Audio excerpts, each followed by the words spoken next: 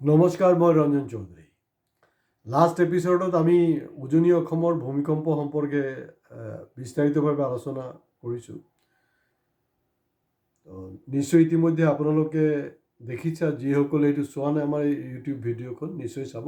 বহুত কিবা কিবি জানিব পাব যে উজনি অসমত কি ধৰণৰ ভূমিকম্প হ'বলৈ গৈ আছে। তো আজি বিষয় লৈ আমি নিশ্চয় আলোচনা কৰিম, আৰু এটা গুৰুত্বপূৰ্ণ বিষয়। আৰু সেই বিষয়টো এতিয়ালৈকে কোনো টিভি ইলেক্ট্ৰনিক্স মিডিয়াত ডিছকাশ্যন হোৱা নাই বুলিয়ে আমি কৈ আছোঁ। গতিকে আমাৰ তেওঁলোকৰ পৰা অলপ ডিফাৰেণ্ট হয় আমাৰ এপিছ'ডবিলাক, আৰু আমি অহা দিনত ডিফাৰেণ্টভাৱে ক'ম।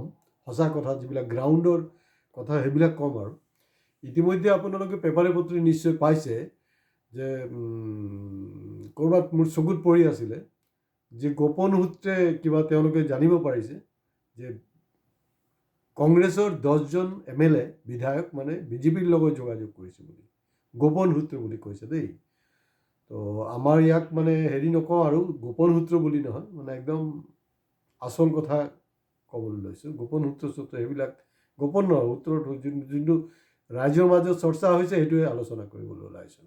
আমি নিশ্চয় কথা পাতিম, কিন্তু আপোনালোকে আমাৰ চেনেল ছাবস্ক্ৰাইব কৰিবলৈ নাপাহৰিব, আৰু যিমান পাৰে সেইটোক শ্বেয়াৰ কৰিব, কাৰণ এই কথা বতৰাবিলাক জনাটো খুব জৰুৰী হয়। আৰু লগতে আপোনালোকে ছাবস্ক্ৰাইব কৰাটো আমাৰ কাৰণে জৰুৰী। তো যি নহওক, মূল কথাটো হ'লগৈ আপোনাৰ তিনিচুকীয়াত সঞ্জয় কিষাণ ডাঙৰীয়া বিধায়ক আছিলে। বিধায়কৰ পৰা তেওঁ মন্ত্ৰী হ'ল, আৰু অলপতে তেওঁৰ মন্ত্ৰীত্বও গুচি গ'ল, সেইটো গম পায়। নতুনকৈ ৰূপেশ গোৱালা শ্ৰম দপ্তৰৰ দায়িত্বত আছে।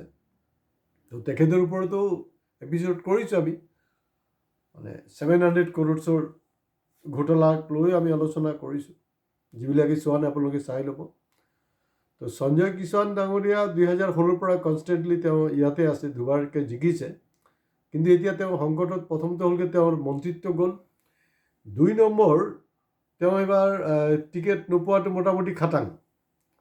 আৰু বিশেষকৈ যোৱা 2-1 দিন তিনিচুকীয়া চহৰত তেওঁৰ যোনবিলাক এক্টিভিটিছ, এই এক্টিভিটিছবিলাক সচেতন মহলত আৰু এইটো সাধাৰণ ভোটাৰ ৰাইজৰ মাজত কিন্তু এটা চৰ্চা চলি আছে। সেই চৰ্চা যোনটো আছে, এই চৰ্চাটো আমি কৰিব লৈছোঁ আপোনালোকক।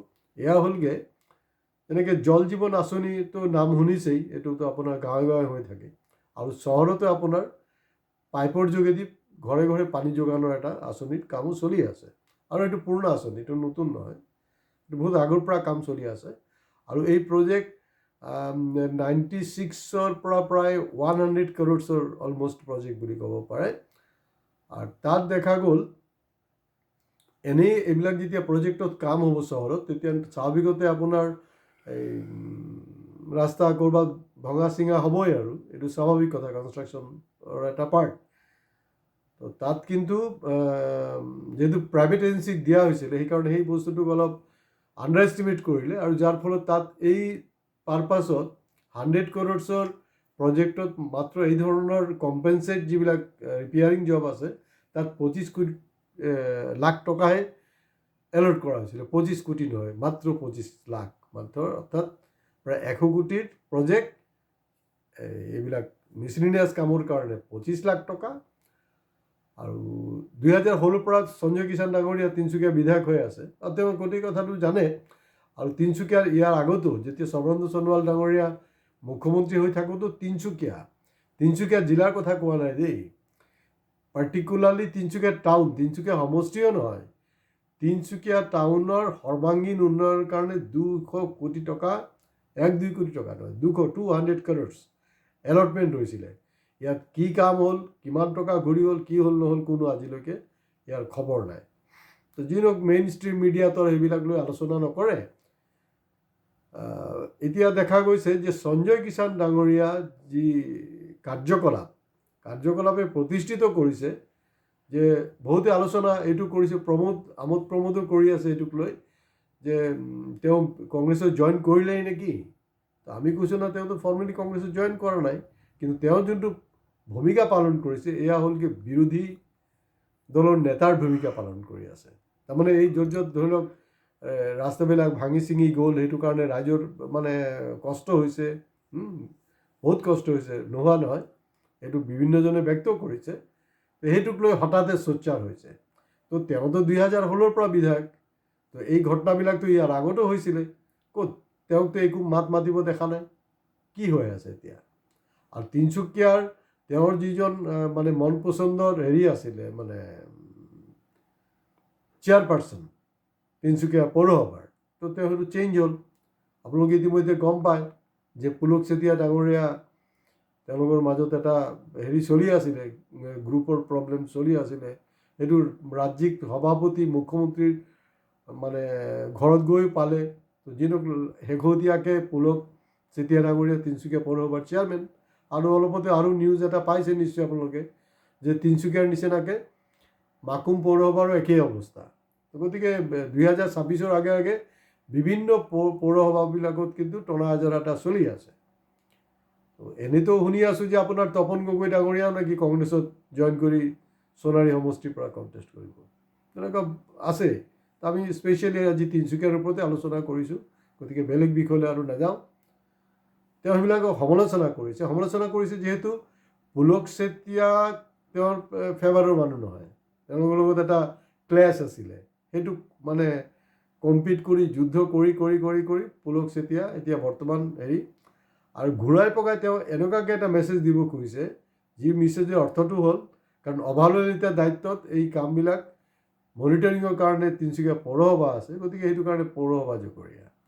কিন্তু এনেকুৱাতো নহয়, মানে ভাৱটো এনেকুৱা যে পুলক চেতিয়া কংগ্ৰেছৰ মানে বোৰ্ড তিনিচুকীয়া পৌৰসভা বোৰ্ডখন চলাই আছে আৰু এওঁ বিজেপি ষ্টেটৰ পাৱাৰত আছে, কিন্তু তিনিচুকীয়াত তেওঁ চিম্পল MLA। বহুতে কৈছে না তেওঁৰ একজন মানে দায়িত্বশীল বিধায়কৰ ভূমিকা পালন কৰিছে। তো সজাগ ৰাইজে কৈছে যে দায়িত্বশীল মানে কিহৰ দায়িত্বশীল? 2016ৰ পৰাতো আমি এইবিলাক দেখা নাই। কোনোবাই কৈছে যে না তেওঁ নিৰ্দলীয় খেলিব, কাৰণ টিকেটটো নাপায়, সেইটো কাৰণে তেওঁ এটা মানে ময়দান তৈয়াৰ কৰি আছে। মই আপোনালোকক এটা কথা মনত পেলাই দিছোঁ, যিটো সময়ত 1996ৰ কথা, যেতিয়া মানে কংগ্ৰেছ বিৰোধী এটা ঢৌ গোটেই অসমত চলি আছিলে, যিটো সময়ত 1996ৰ ইলেকশ্যনত আপোনাৰ AGP ছেকেণ্ড টাৰ্ম দ্বিতীয়বাৰৰ কাৰণে আপোনাৰ প্ৰফুল্ল মহন্ত ডাঙৰীয়া মুখ্যমন্ত্ৰী হ'ল। সেই কংগ্ৰেছ বিৰোধী ঢৌ থকা স্বত্তেও তিনিচুকীয়াৰ পৰা কিন্তু তেতিয়া আপোনাৰ সুধা দে চৰকাৰ কংগ্ৰেছৰ প্ৰাৰ্থী ইয়াত বিপুল ভোটত জয়ী হৈছিলে। কিন্তু তেওঁ যেতিয়া 2001 চনত টিকেট নাপালে, তেখেততে যেতিয়া মানে 2001 মানে কি কয় একদম ৰমৰমীয়া বজাৰ আৰু কংগ্ৰেছৰ, সেইটো সময়তো দেখা গ'ল তেওঁ ইণ্ডিপেণ্ডেণ্ট কণ্টেষ্ট কৰিলে আৰু তেওঁৰ পপুলাৰিটি সঞ্জয় কিষাণতকৈ বহুত বেছি ওপৰত আছিলে। আৰু সঞ্জয় কিষাণতকৈ বহুত বেছি শিক্ষা দীক্ষা তেওঁৰ মানদণ্ড আৰু বহুত ওপৰত আছিলে। সমাজৰ মোটামুটি চবৰ লগত এটা ভাল এটা ভাৱ আছিলে।